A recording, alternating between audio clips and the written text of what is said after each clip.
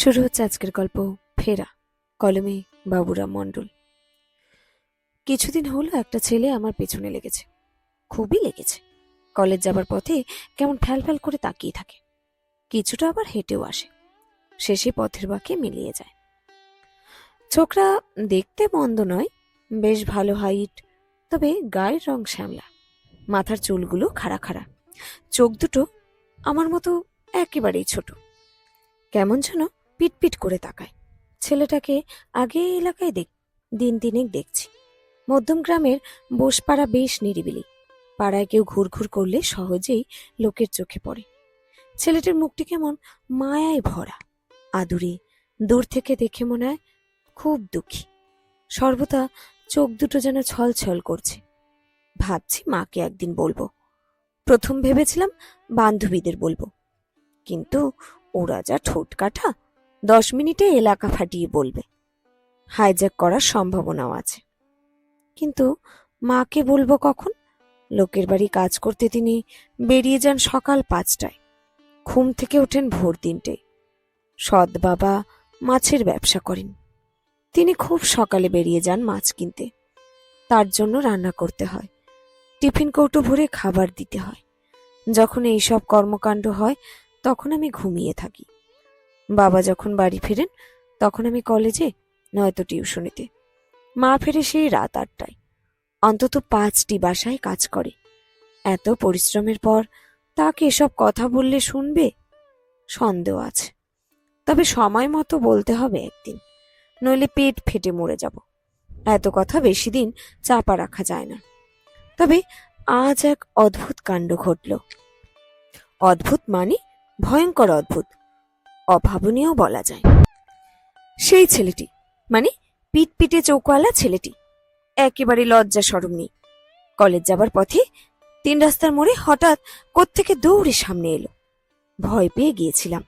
বাপরে বাপ, কি সাহস! উমা, সামনে এসে এক অদ্ভুত আবদার। হাসি খুশি মুখ নিয়ে বলল, এই তোমাদের বাড়ি একটু নিয়ে যাবে? মাগো মা, ভয় পাচ্ছি না, ভাগ্যিস কেউ দেখেনি, নইলে বদনাম রটে যেত যে। এলাকার লোকগুলো এই ব্যাপারে ওস্তাদ, পাড়ায় কি ঘটছে সর্বদা নজর রাখে। ছেলেটির কি আক্কেল, বুদ্ধি যে নেই বোঝাই গেল। প্রথম দিন কেউ বাড়ি যেতে চায়, অন্য কোথাও দেখা করার কথা বললে নয় ভাবা যেত, পার্কে নইলে ফাঁকা রাস্তায়। এটা আবার কি, একেবারে সরাসরি বাড়ি! অদ্ভুত, অসহ্য বটে। এত বড় ঘটনা কলেজে এসে আর পেটে রইল না। তুষার বলে আমার এক ফাজিল বন্ধু আছে, সারাদিন মোটামুটি খিস্তির উপর থাকে। বড় লোকের ছেলে হলেও বিড়ি খায়। বিড়ি খেয়ে খেয়ে ঠোঁট দুটো কালো বানিয়ে ফেলেছে। মাঝে মাঝে সামনে ঝুঁকে কাশি।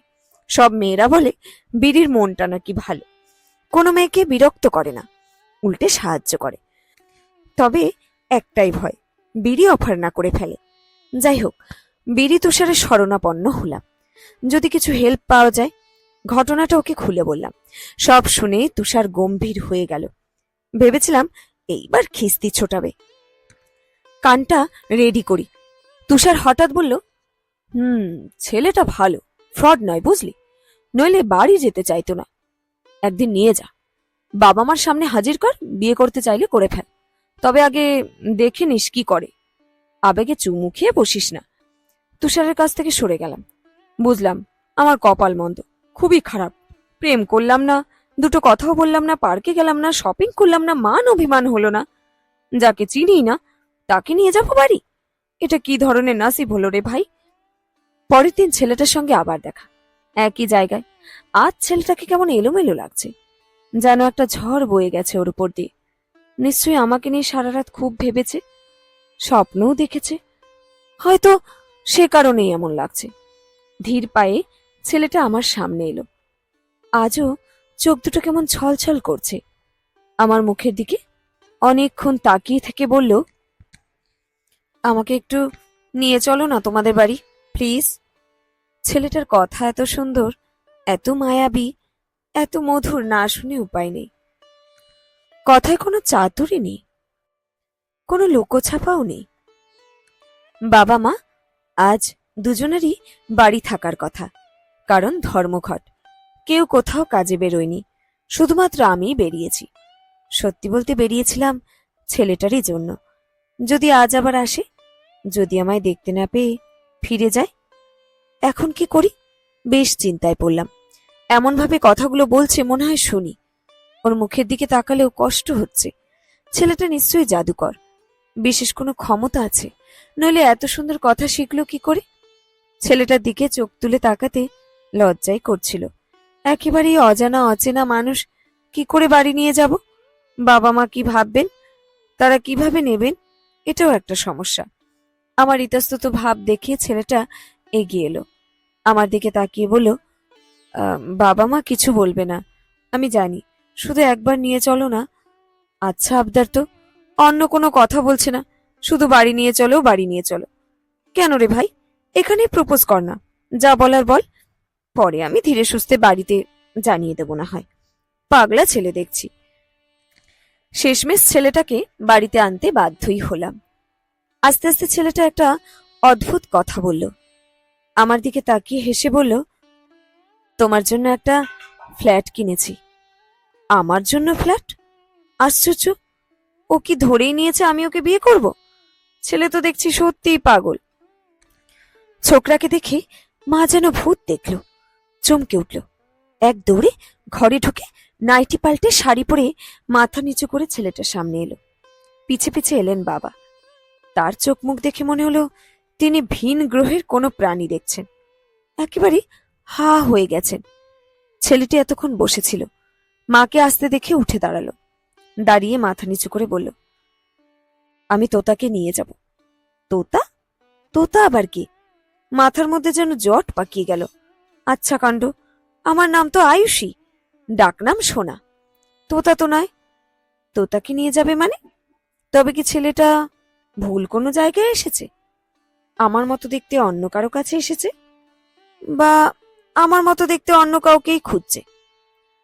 প্রশ্নের উত্তর দিলেন মা। তিনি একটু উচ্চ কণ্ঠে জিজ্ঞেস করলেন, তোমাকে কি তোমার বাবা পাঠিয়েছেন? না। কে পাঠিয়েছেন? কেউ না। তাহলে এসেছো কেন? ছেলেটি এবার দৃঢ় কণ্ঠে বলল, বড় হয়ে বাবার মুখে শুনেছি আমার একটা বোন আছে। তোমরা যখন ডিভোর্স করো তখন শুধু বোনকে নিয়ে চলে আসো, আমায় ফেলে আসো বাবার কাছে।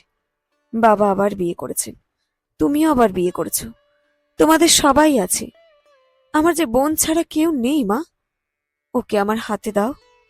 বোনকে আমি নিয়ে যাব, তোতাকে আমি মানুষ করব, কলেজে পড়াবো, দুই ভাই বোন একসঙ্গে থাকবো। যাবি তোতা আমার সঙ্গে? তবে কি তোতা আমার ছোটবেলার নাম? মা পাল্টে রেখেছেন সোনা। মুহূর্তে আমি নির্বাক হয়ে গেলাম। পৃথিবীটা যেন আমার চোখের সামনে দুলছে। আমার বাবা যে অন্য কেউ এটা জানতাম, মায়ের মুখেই শুনেছি। আমার যে দাদা আছে এটা তো জানতাম না, মা কোনো দিনও বলেননি। খুব ছোটবেলায় সম্ভবত নিয়ে চলে এসেছিলেন। আশ্চর্য, ওর জন্যই বুঝি আমাদের দুজনের চোখ একই রকম। তার মানে ও আমার দাদা, এক বাবার ঔরসে একই মায়ের পেটে আমাদের জন্ম। আমার আপন দাদা। ভাবতে ভাবতে কখন যেন চোখ দুটো ভিজে এসেছিল জলে। ও আমার আপন দাদা। দাদা আমার কাছে এসে দাঁড়িয়েছে, খুব কাছে, চোখের দিকে তাকিয়ে আছে। অনেকক্ষণ তাকিয়ে থেকে নিজের রুমালে চোখ দুটো মুছিয়ে দিয়ে বলল, আমি তোর দাদা, যাবি আমার সঙ্গে? তোর জন্য কত কিছু কিনেছি জানিস, টিভি কিনেছি, ফ্রিজ কিনেছি, তোর ঘরে এসি লাগিয়েছি। একটু থেমে আবার বলল, অফিস যাওয়ার সময় তুই আমার জন্য টিফিন রেডি করে দিবি। খুব সুন্দর টিফিন বক্স কিনেছি। অফিস থেকে ফিরলে তুই আমায় বকবি, চুল ধরে টানবি। যাবি আমার সঙ্গে? বল না যাবি? তুই ছাড়া আমার যে কেউ নেই রে বোন। ছুটে গিয়ে দাদাকে জড়িয়ে ধরলাম। আহ, কি শান্তি! এতদিন কত লোকের কত খারাপ কথা শুনেছি। মা বাবার ঠিক নেই, ভিখিরিগুলো সব এমনই হয়, আরো কত কি। লোকগুলো সব মিথ্যে বলতো। আমার সব আছে, সব আছে। আমার দাদা আছে, গোটা একটা পৃথিবী আছে। আমার ফেরার ঠিকানা আছে, আমার ফেরার ঠিকানা আছে।